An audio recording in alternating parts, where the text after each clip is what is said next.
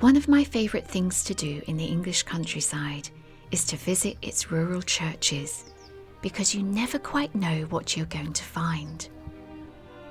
This is the church of Freston in Suffolk in the east of England.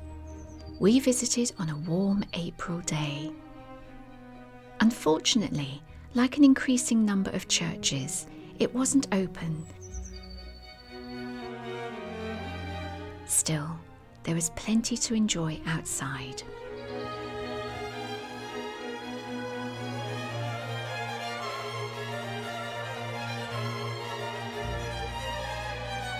We had better luck when we visited the tiny hamlet of Aspall, just as the daffodils and primroses were opening in the churchyard.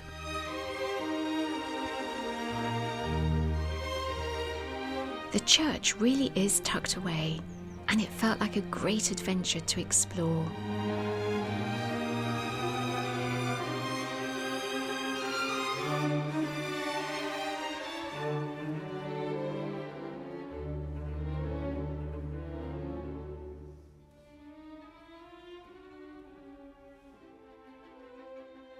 It's one of those remote Suffolk churches that feels a little forgotten, a little dusty and fragile, but it was hiding oh so many treasures.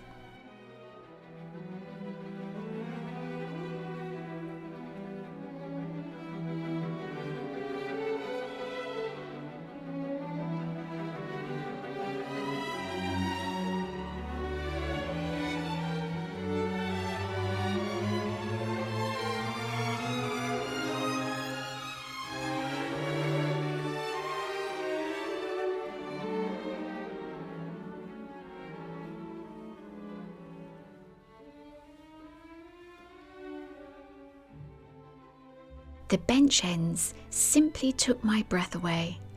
There were so many fabulous creatures, including the first rat I've ever seen as a bench end, and a rather large one too.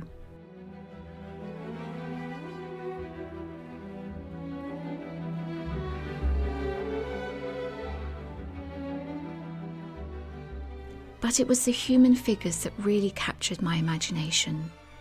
They gave a lovely little glimpse into rural domestic life.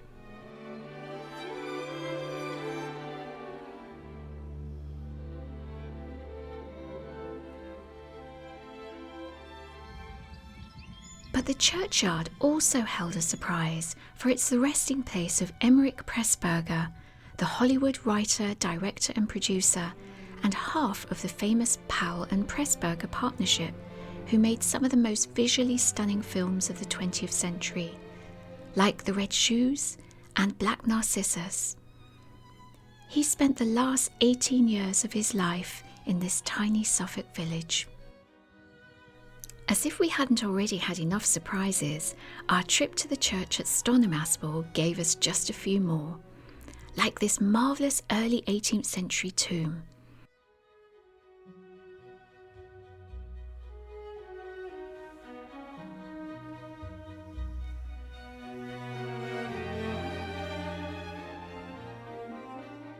Inside, you can find one of my favourite tombs, that of the Aspall knight from the 14th century. His legs are damaged, but his face, helmet and chainmail are in good condition.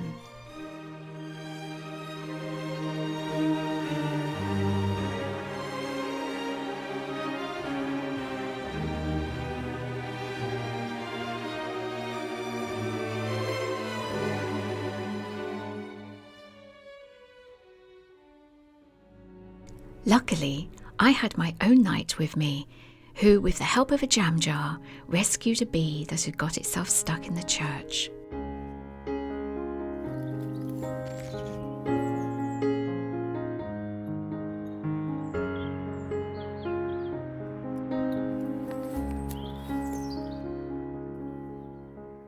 Once again, it was the bench ends that really captured my attention.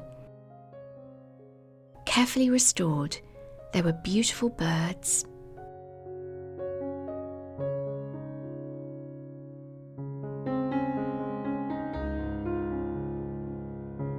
some very characterful dogs,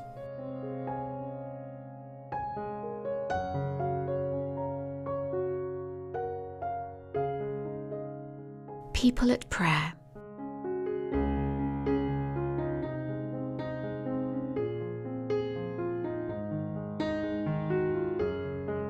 And some really fabulous beasts.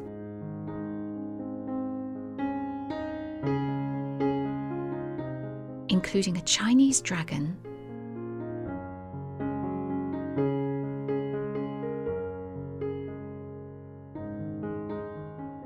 and a wyvern with a fantastic tail.